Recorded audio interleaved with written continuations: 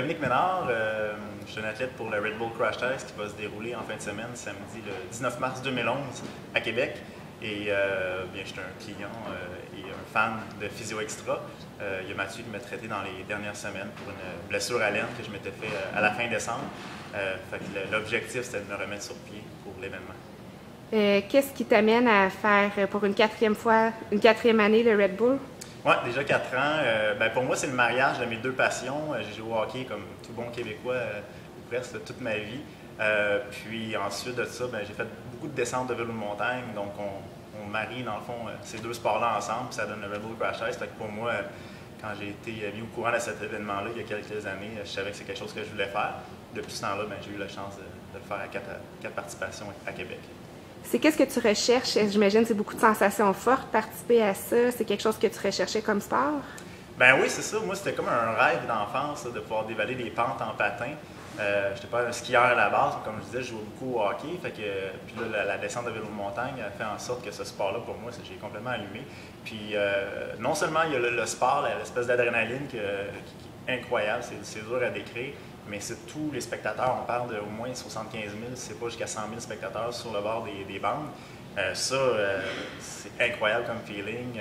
Puis l'architecture aussi de Québec, toute l'atmosphère qui règne autour de cette fin de semaine-là. Évidemment, Red Bull a une organisation incroyable avec Gestel. Donc, tout est en place pour un week-end de rêve. Tu dois te faire dire quand même souvent que tu es fou de participer à un genre d'événement comme ça. C'est assez dangereux aussi, là. Oui, il y a des risques, mais on est quand même bien protégé avec l'équipement. Puis il reste que quand on tombe, avec la vitesse qu'on a, puis la glace, on tombe pas, exemple, je parle en ski, en vélo, des fois on tombe, on arrête complètement, c'est ça des fois qui fait mal, ou un arbre. Il n'y a pas ce genre d'obstacle-là au crash test. Donc en soi, c'est un petit peu plus de l'air dangereux que ça l'est vraiment. Cette dose-là d'adrénaline, tu vas la chercher comment? C'est avec la foule aux alentours? C'est avec le fait de descendre à pleine vitesse? Bien, c'est ça, c'est de faire le parcours, parce qu'on a la chance de faire le parcours évidemment en pratique, en qualification. Mais c'est rien comparativement à quand tu arrives le samedi soir à la finale avec tous les gens. Je pense que c'est vraiment les gens qui font la différence. Au niveau de l'atmosphère, c'est vraiment les spectateurs. Peux-tu nous préparer un peu de tes expériences passées au Red Bull? Comment ça avait été? Puis c'est quoi tes objectifs pour cette année? Bien, c'est ça, c'est un peu cruel des fois, le four cross, comme en snowboard, comme à n'importe quel autre sport de ce genre-là. Ça peut se terminer assez vite. Moi, l'année dernière, j'ai eu la chance de me rendre le samedi soir parce qu'il ne faut pas oublier qu'il y a des qualifications.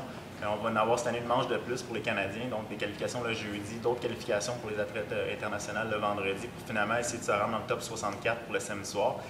Mais première ronde l'année passée, moi, je me suis ramassé qu'il y a un gars qui est tombé devant moi, j'ai tombé devant lui, les deux sont partis en avant, puis ça a été terminé.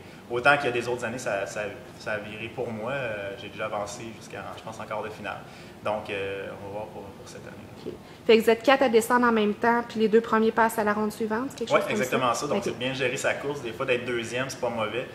L'idée, c'est vraiment de se rendre dans les deux premiers. Évidemment, à la finale, là, si t'es deuxième, tu essaies de donner tout. Okay. Quel genre d'entraînement tu fait pour te préparer? Personnellement, moi j'ai été blessé, j'ai été 5 semaines arrêté, c'était pas l'entraînement optimal. Mais sinon, rollerblade, ça aurait pu être une très bonne idée à l'intérieur dans un skatepark pour les Québécois comme nous qui a de la neige dehors. Là. Mais sinon, peut-être en ski, ça pourrait aider, même si le style n'est pas super beau. L'espèce de les petits skis qu'on voit des fois sur les montagnes, ça pourrait être un entraînement excellent. Sinon, tout le monde, à la base, c'est des joueurs de hockey, donc c'est une bonne façon de s'entraîner. Okay. Bonne chance, Dominique. Merci beaucoup. Puis,